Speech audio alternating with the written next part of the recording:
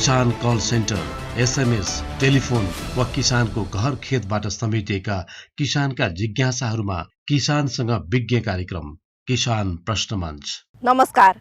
कृषि सूचना तथा प्रशिक्षण केन्द्रको आयोजना राष्ट्रिय कृषि आधुनिकीकरण कार्यक्रम कार्यान्वयन इकाइ रूपन्देहीको समन्वय र सहकार्यमा सञ्चालन हुन गइरहेको किसान प्रश्न मञ्चमा यहाँहरू सम्पूर्णलाई हार्दिक स्वागत गर्दछु।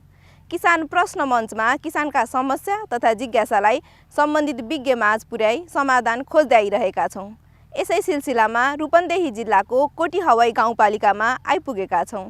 गहुँ खेती विषयमा केन्द्रित रहेर किसानका जिज्ञासा र विज्ञको जवाफ कार्यक्रम प्रस्तुत गर्दैछौँ। आजको कार्यक्रममा विज्ञको रूपमा हुनुहुन्छ राष्ट्रिय गहुँ बाली अनुसन्धान कार्यक्रमका वैज्ञानिक लक्ष्मण अर्याल। नमस्कार। त्यसैगरी वरिष्ठ प्राविधिक अधिकृत हुनुहुन्छ खेमराज पन्त।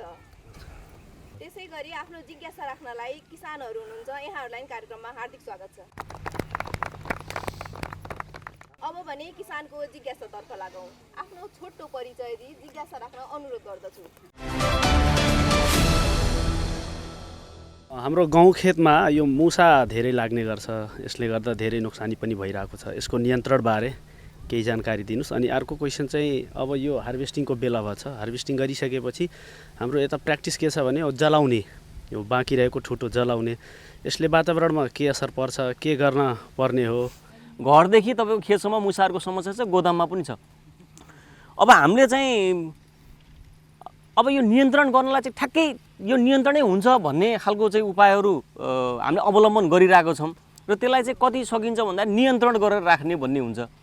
र खेतबारीमा चाहिँ हामीले गर्दै गर्दा मुसाहरू यदि प्वालहरू देखियो भने सकेसम्म मुसाको प्वालहरूलाई चाहिँ खोजेर अथवा चाहिँ आलीहरू छन्, अलि झारपातहरू छ, मुसा लुक्न सक्ने छ भने त्यसलाई तास्ने र मुसाहरूको प्वाल देखिन्छ भने त्यसलाई थुन्ने नै हो। मुसाको प्वालहरू टालिदिनु पर्ने हुन्छ। यदि सिँचाइको सुविधा छ, पानीको स्रोत छ भने हामीले त्यसमा पानी हालेर पनि त्यसलाई चाहिँ भर्न सकियो भने मुसाहरूको त्यहाँभित्र जति पनि त्यो बथानहरू छ त्यो चाहिँ भागेर जाने भन्ने हुन्छ। अब अर्को खेतबारीमै विषादी लहर राख्ने भन्ने कुराहरू त्यति चाहिँ उपयुक्त देखिँदैन। अब कस्तो छ भन्दाखेरि मुसालाई सुरुमै चाहिँ तपाईँको विष नराख्ने भन्छ क्या। हामीले चाहिँ आटामा तपाईँको केही कुराहरू चाहिँ अथवा चाहिँ पाउरोटी अथवा लाएर त्यहाँ राखिदिने। यदि मुसाले चाहिँ त्यसलाई भोलि खायो भने अनि बल्ल अर्को पटकमा त्यसलाई बेडहरू हाल्ने हुन्छ होइन। जिङ्क फस्फाइडहरू जुन पाइन्छ नि मुसाको मार्ने, त्यसलाई चाहिँ भित्र रूपमा हालेर राखियो भने चाहिँ अनि त्यो बल्ल अर्को पटकमा खाना आउँछ भन्ने हुन्छ। सुरुमा हाल्यो भने चाहिँ त्यो आउँदैन, भाग्छ होइन। सुरुमा चाहिँ त्यसलाई आकर्षण गर्ने र अर्को पटक आउँदै गर्दा त्यसमा चाहिँ विषाक्त चाहिँ खानाहरू राखेर पनि त्यसलाई चाहिँ हामी राख्ने भन्ने हुन्छ। अर्को के छ भन्दाखेरि खेतबारीमा यदि कुकुरहरू बिरालोहरू चाहिँ छ भने हामीले चाहिँ त्यसले त केही नोक्सान गर्ने होइन हो। त्यस्तै चाहिँ त्यो खालको मुसाहरू छन् भनेर ती चिजहरू आइरहेको हुन्छन् कि। अब पाल्न त सकिँदैन, तर प्राकृतिक रूपमा ती चिजहरू चाहिँ हिँड्दैछन् भने तिनीहरूलाई पनि हामीले चाहिँ नोक्सान गर्ने चिज होइन। त्यही मुसाहरू अथवा यो खोज्न आगो भनेर बिरालोहरू अथवा सर्पहरू पनि छन् भने हामीले अनावश्यक रूपमा मार्नुभन्दा पनि यही चिजहरूलाई चाहिँ मुसाहरू खोज्दै आगो भन्ने कुरा पनि हामीले बुझ्नुपर्ने हुन्छ। र खेतबारीलाई सकेसम्म हामीले चाहिँ अब आलीहरूलाई चाहिँ होइन, झारहरू छ भने त्यसलाई तासेर अलि चाहिँ राम्रो बनाउने होइन। यही कुराहरू गर्न सकियो भने चाहिँ हामीले नियन्त्रण गर्न सकिन्छ। र अब घरमा जस्तो तपाईँको लिसोहरू टाँसेर राख्न सकिने अवस्था हुँदैन, किन भन्दाखेरि त्यो भनेको एउटा चाहिँ तपाईँको एउटा ग्लु टाँस्ने हो। त्यसमा खेतमा तपाईँको चाहिँ धुलोहरू टाँसिन्छ र त्यो फेरि नचप्किने हुनसक्छ होइन, त्यो त्यति प्रभावकारी नहोला। तर खेतको उमा चाहिँ हामीले यस्तै खालका चाहिँ प्वालहरूलाई थुन्ने, सिँचाइहरू गरेर त्यसलाई चाहिँ भगाउने गर्न सक्यो भने मुसाहरू नियन्त्रण हुन्छ। हाम्रो किसानले चाहिँ तपाईँको जुन क्रप रेसिड्यू भनौँ न, जुन अवशेषहरू छ, कम्बाइन काटेर तपाईँको चाहिँ कम्बाइनले काटिसकेपछि जुन लाइनमा छोड्छ त्यसलाई चाहिँ जलाउने समस्या भइरहेछ। त्यसले गर्दाखेरि तपाईँको चाहिँ हाम्रो जलवायु परिवर्तन जुन भनिरहेको छौँ हामीले, त्यसमा चाहिँ भनौँ न कार्बन मोनोअक्साइड, नाइट्रस अक्साइड ग्यासहरूको चाहिँ तपाईँको इमिसन चाहिँ त्यहाँबाट बर्निङबाट पनि हुन्छ। वायु प्रदूषणदेखि ल्याएर सबै कुरा अब झन् हाम्रो देशमा मात्र होइन कि अब इन्डियाको भनौँ न यो पन्जाबमा जलाएको तपाईँको चाहिँ भनौँ गाउँको छलीले तपाईँको चाहिँ दिल्लीमा पनि असर गर्छ होइन। त्यो खालको एउटा बिग प्रब्लम चाहिँ भइरहेछ। त्यसले गर्दाखेरि अब त्यसमा धेरै टेक्नोलोजीहरू त छ। अब एउटा बेलर मेसिन छ जुन तपाईँको चाहिँ हामीले ट्र्याक्टरमा जोडेर चाहिँ त्यसलाई चाहिँ एउटा भनौँ त्यसलाई चाहिँ डल्लो बनाएर एउटा कम्पोस्टिङ पनि गर्न सकिन्छ। भुसा बसाउने मेसिन होइन, त्यो भुसा बनाइसकेपछि तपाईँले हामीले घाँसमा मिक्स गरेर पनि तपाईँको चाहिँ लाइभ स्टक भनौँ न गाई भैँसीलाई पनि खुवाउन सकिन्छ। साथसाथै अब अर्को चाहिँ अब अहिले चाहिँ दुईवटा टेक्नोलोजी आएको छ तपाईँको चाहिँ एउटा हेप्पी सिडर र यो सुपर सिडर भन्ने।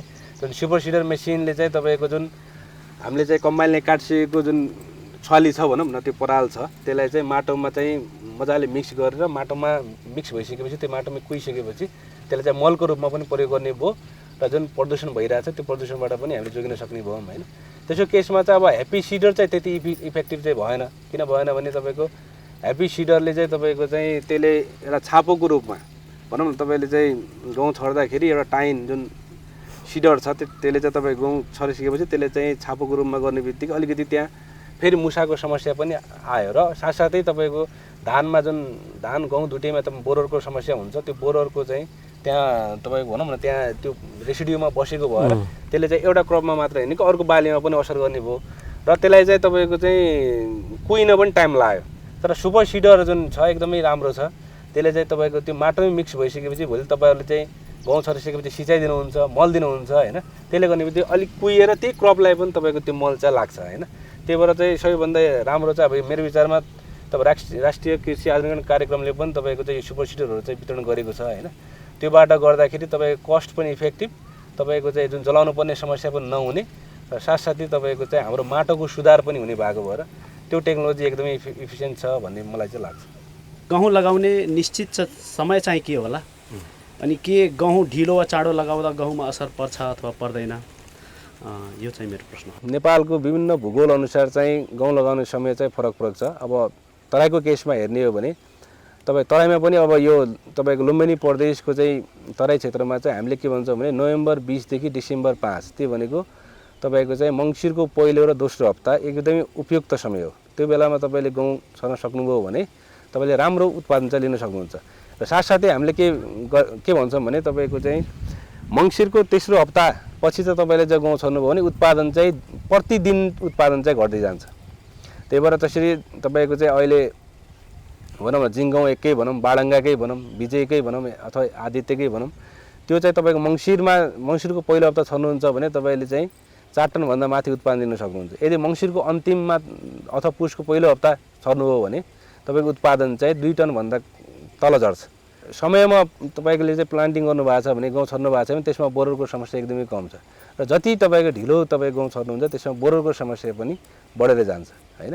त्यही भएर अब समग्रमा के भन्छौँ हामीले मङ्सिरको पहिलो हप्तादेखि दोस्रो हप्ता नै तराई क्षेत्रको लागि उपयुक्त हो र सुदूरपश्चिमको यो कैलाली कञ्चनपुर तपाईँको चाहिँ यो लुम्बिनी प्रदेशको बाँके बर्दियामा चाहिँ तपाईँ कार्तिकको अन्तिम हप्तादेखि तपाईँको मङ्सिरको पहिलो हप्ता त्यो चाहिँ एकदमै उपयुक्त छ। किनभने हाम्रो यो तपाईँको तराई रिजनको पनि तपाईँको यो हाम्रो कन्ट्रीको लेन चाहिँ जुन फैलिएको छ नि, त्यो कारणले गर्दाखेरि चाहिँ पूर्वदेखि पश्चिमसँग इकोलोजी पनि फरक छ। तर त्यसमा पनि तपाईँको यो भनौँ न पश्चिमको यो विशेष गरेर चाहिँ कैलाली कञ्चनपुर बाँके बर्दियाको चाहिँ क्लाइमेट चाहिँ अलिकति फरक छ।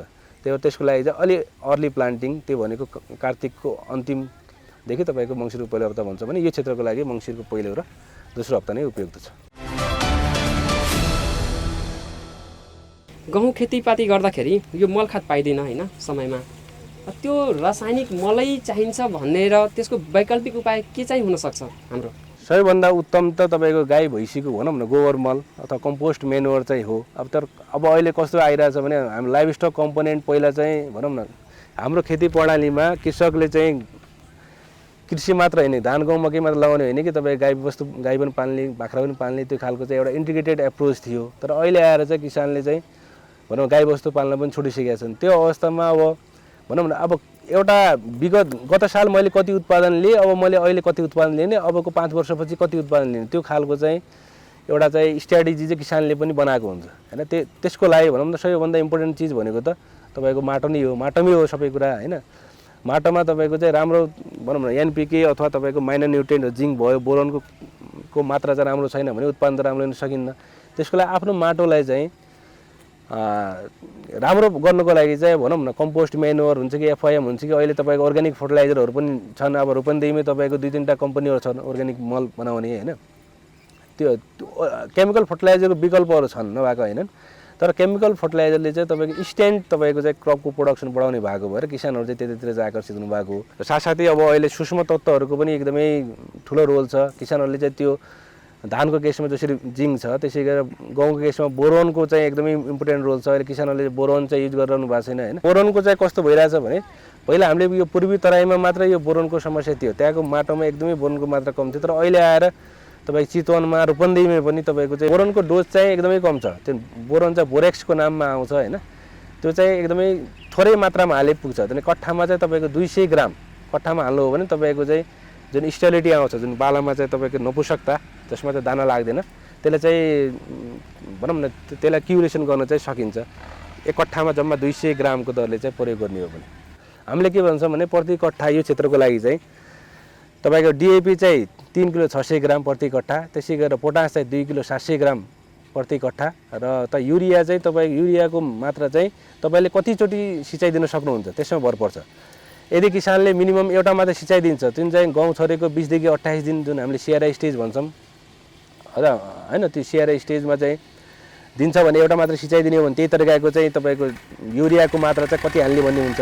यदि किसानले दुईटै सिँचाइ दिन सक्छ भने त्यो अवस्थामा चाहिँ फरक हुन्छ। अब हामीले के भन्छौँ भने एउटा मात्रै सिँचाइ दिने अवस्था छ किसानको भने तपाईँको चाहिँ गहुँ छर्नुभन्दा पहिला भनौँ न डाईसँगै तपाईँको 2 केजी तपाईँको चाहिँ युरिया र तपाईँको फर्स्ट अपडेट गर्दाखेरि जुन गहुँको सिँचाइ गरिसकेपछि 4-5 दिनपछि चाहिँ तपाईँको चाहिँ झन्डै तपाईँको 4 केजी प्रति कट्ठा भन्छौँ होइन। अहिले दुईवटा सिँचाइ दिने अवस्था छ भने 2 केजी तपाईँको बेसलको रूपमा, त्यसपछि 3.5 किलो 3.5 किलोसम्म पनि टप ड्रेस, दुईवटा टप ड्रेस, पहिलो टप ड्रेस जुन 20 देखि 28 दिनमा, दोस्रो टप ड्रेस बाला निस्किनुभन्दा अगाडि सिँचाइ दिएर होइन। त्यो तपाईँ के मेन भनेको तपाईँको प्रोडक्सन कति लिन चाहनुहुन्छ किसानले होइन, तर तपाईँसँग सिँचाइको व्यवस्था कति छ। त्यही भएर अब हाम्रो आवश्यकता हेर्ने हो भने 10-12 लाख मेट्रिक टन छ, हाम्रो अहिले आइरहेको जम्मा 4 लाख मेट्रिक टनको हारीमा मात्र छ होइन। त्यही भएर अब त्यसको विकल्प पनि खोज्नु जरुरी छ। र हिजोको जुन हाम्रो पुर्खाहरूले जुन प्र्याक्टिस गर्नुभएको थियो गोबर मल, कम्पोस्ट मल, साथसाथै अब तपाईँको चाहिँ अर्ग्यानिक मल, त्यसको पार्ट पनि तपाईँको चाहिँ हाम्रो सोइल हेल्थको लागि चाहिँ त्यो पार्ट पनि बढाउन चाहिँ जरुरी छ। सूचीकृतको जात हुँदाहुँदै पनि हाम्रो किसानहरू पारिबाट होइन ल्याएर उहाँहरूले खेती गर्नुहुन्छ इन्डियन जातका गहुँहरू।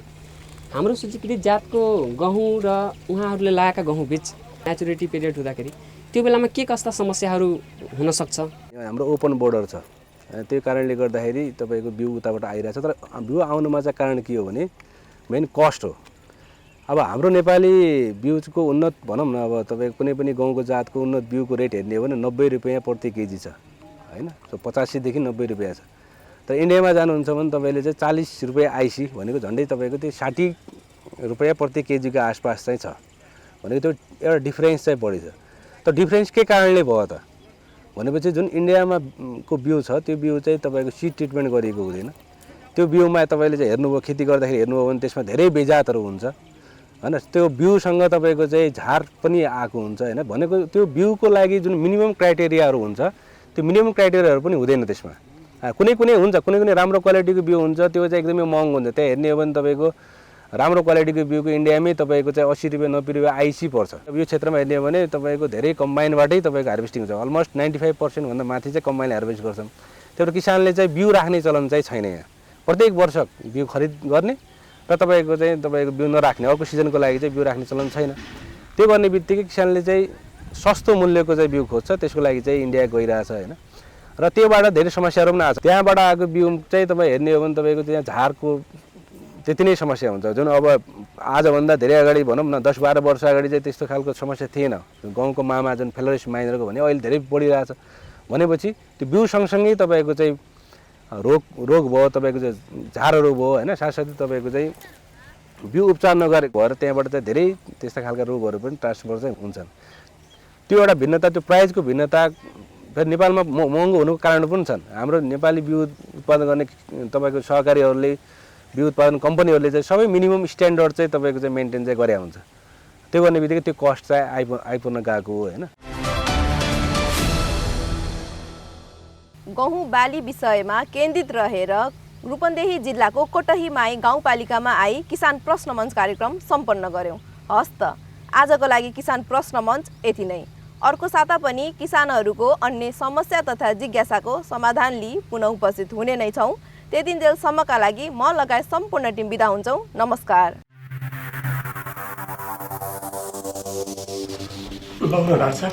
सबैजना बर्ड फ्लू भन्छन्। कतै यो बर्ड फ्लू लागेर मेरो कुखुरा पनि भुतु मर्यो भने त ओहो यस्तो भयो भने त म त ऋणमा चुर्लुम्मै डुबेर मर्छु डाक्टर साहब। यही पिरले म त आत्ता सुकिसकेँ। हेर्नुहोस् तपाईँलाई चाहिँ के भयो नि फेरि? मेरो समस्या पनि उहाँको जस्तै हो डाक्टर साहब। त्यतिका कुखुरा पालेको छु, यदि बर्ड फ्लू आएर मऱ्यो भने त ओहो म त सम्झिन पनि सक्दिनँ डाक्टर साहब। होइन, यो बर्ड फ्लू नै नलाग्ने उपाय चाहिँ छैन र डाक्टर साहब? उपाय नहुने त कुनै समस्या नै हुँदैन नि। बर्ड फ्लूबाट बच्ने महत्त्वपूर्ण उपाय भनेको जैविक सुरक्षा नै हो। यसबारे म यहाँहरूलाई एउटा भिडियो देखाउँछु, त्यसबाट प्रष्ट हुन्छ। कुखुराको खोरबाट निस्कने फोहोर मैलाहरू, मरेका कुखुराहरू जथाभावी नफ्याँकौँ।